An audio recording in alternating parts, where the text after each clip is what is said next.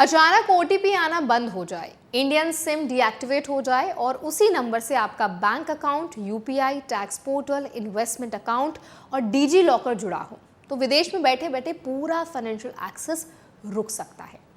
अभी एनआरआईज के बीच यही सबसे बड़ा इशू बनता जा रहा है। कई लोग सालों से अब्रॉड रह रहे हैं, लेकिन इंडियन बैंकिंग सिस्टम अभी भी लार्जली इंडियन मोबाइल नंबर्स और एसएमएस ओटीपी पर डिपेंड करता है। आज इस वीडियो में हम समझेंगे विदेश में इंडियन सिम इस्तेमाल करने के एक्चुअल रूल्स क्या हैं, ओटीपी डिले और सिम डीएक्टिवेशन का इशू क्यों आता है, बैंक्स इंटरनेशनल नंबर्स को कितना सपोर्ट करते हैं और एनआरआईज को प्रैक्टिकल लेवल पर किन बातों का ध्यान रखना चाहिए ताकि अचानक अकाउंट एक्सेस बंद होने जैसी सिचुएशन ना आए। तो चलिए फिर जल्दी से वीडियो को शुरू करते हैं। हाय, मेरा नाम है वर्षा दुबे और आप मुझे देख रहे हैं एनबीटी टेक एड पर।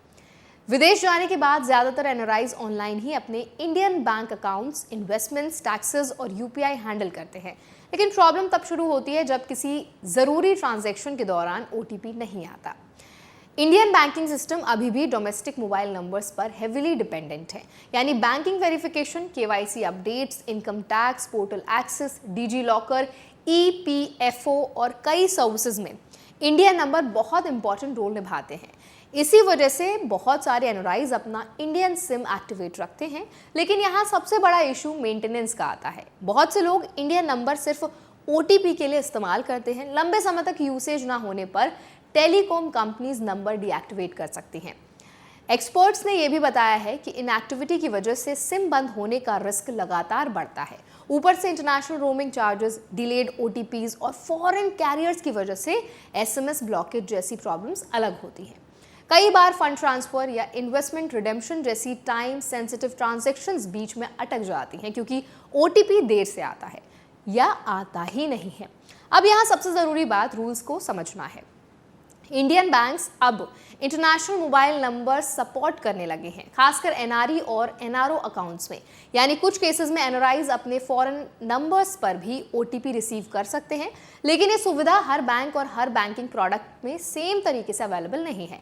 रेजिडेंट इंडियन अकाउंट्स में कई बैंक्स अभी भी इंटरनेशनल नंबर्स प्रॉपर्ली सपोर्ट नहीं करते। कुछ बैंक्स ईमेल ओटीपी ऑप्शंस देते हैं, लेकिन वो भी हर ट्रांजैक्शन में रिलायबल नहीं माना जा रहा। यहीं पर ऐप बेस्ड ऑथेंटिकेशन का कॉन्सेप्ट इंपॉर्टेंट हो जाता है।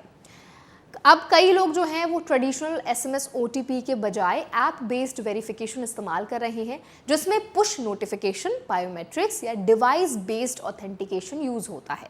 इससे एसएमएस राउटिंग इशू काफ़ी हद तक अवॉइड हो जाता है, लेकिन फिर भी बैकअप के तौर पर एक्टिव इंडियन सिम रखना प्रैक्टिकल माना जा रहा है। अब सवाल आता है कि एनआरआईज अपने इंडियन सिम को एक्टिवेट कैसे रखें। तो देखिए, सबसे कॉमन तरीका है इंटरनेशनल रोमिंग एक्टिवेट रखना और पीरियोडिक रिचार्ज करते रहना। कई टेलीकॉम कंपनीज अब ऐसे ईयरली रिचार्ज प्लान्स भी दे रही हैं जिनमें 365 डेज वैलिडिटी मिलती है ताकि नंबर इनएक्टिव ना हो। एक्सपर्ट्स का कहना है कि इंडियन नंबर्स को सिर्फ ओटीपी और बैंकिंग पर्पस के लिए अलग से मेंटेन करना आज के टाइम में सेफर ऑप्शन बन चुका है। एक और प्रैक्टिकल बात ये आई है सामने कि ई सिम ट्रांसफर अब्रॉड में कॉम्प्लिकेटेड हो सकता है। अगर फोन खो जाए या डिवाइस बदलना पड़े तो ई सिम माइग्रेशन आसान नहीं होता, इसीलिए कुछ एक्सपर्ट्स फिजिकल सिम को ज्यादा रिलायबल मान रहे हैं। अब राइट्स और प्रिकॉशंस की बात करें तो एनआरआईज के लिए सबसे जरूरी चीज है सिंगल ऑथेंटिकेशन सिस्टम पर डिपेंडेंट ना रहना। इसके साथ ही बेस्ट सेटअप ये माना जा रहा है कि इंटरनेशनल नंबर को प्राइमरी रखें, इंडियन नंबर को बैकअप रखें और साथ में ऐप बेस्ड ऑथेंटिकेशन भी इनेबल करें। कुछ बैंक्स अब डिजिटल तरीके से इंडियन और इंटरनेशनल नंबर्स के बीच स्विचिंग की सुविधा भी दे रहे हैं। यहाँ एक और बड़ा रिस्क यूपीआई और इनएक्टिव मोबाइल नंबर से जुड़ा है। इनएक्टिव नंबर से जुड़े यूपीआई आईडीज अनलिंक होने का रिस्क भी बढ़ रहा है। इसीलिए अगर कोई इंडियन नंबर लंबे समय तक इनएक्टिव रहता है तो सिर्फ ओटीपी ही नहीं, यूपीआई एक्सेस भी इंपैक्ट हो सकता है। इसी वजह से एनआरआईज को रेगुलर रिचार्ज, रोमिंग एक्टिवेशन और अपडेटेड कॉन्टैक्ट डिटेल्स मेंटेन करना बहुत जरूरी हो जाता है। एक्सपर्ट्स ने साफ कहा है कि इंडियन मोबाइल नंबर विदेश में सिर्फ कम्युनिकेशन टूल नहीं रहा बल्कि बैंकिंग आइडेंटिटी का हिस्सा बन चुका है। इसीलिए अगर कोई एनआरआई अब्रॉड शिफ्ट हो रहा है तो डिपार्चर से पहले अपने bank accounts, telecom validity, roaming plans, backup authentication और इंटरनेशनल नंबर रजिस्ट्रेशन जैसी चीज़ें प्रॉपर्ली चेक करना अब बहुत ज़रूरी हो गया है, वरना एक छोटा सा इनएक्टिव सिम पूरा फाइनेंशियल एक्सेस रोक सकता है। तो आई होप ये वीडियो आपके लिए बहुत हेल्पफुल रहा होगा। अब इस पूरे वीडियो पर आपका क्या फीडबैक है कमेंट्स में ज़रूर बताएं। आपके मन में अभी भी कोई सवाल है, कोई डाउट है, कोई क्वेश्चन आप हमसे करना चाहते हैं तो वो भी कमेंट्स में ज़रूर ड्रॉप करें। और अगर कोई टॉपिक सजेशन है तो वो भी ज़रूर बताएं। ऐसे और अपडेट्स के लिए, वीडियोज़ के लिए हमारे चैनल NBD Tech Ed को भी सब्सक्राइब जरूर करें।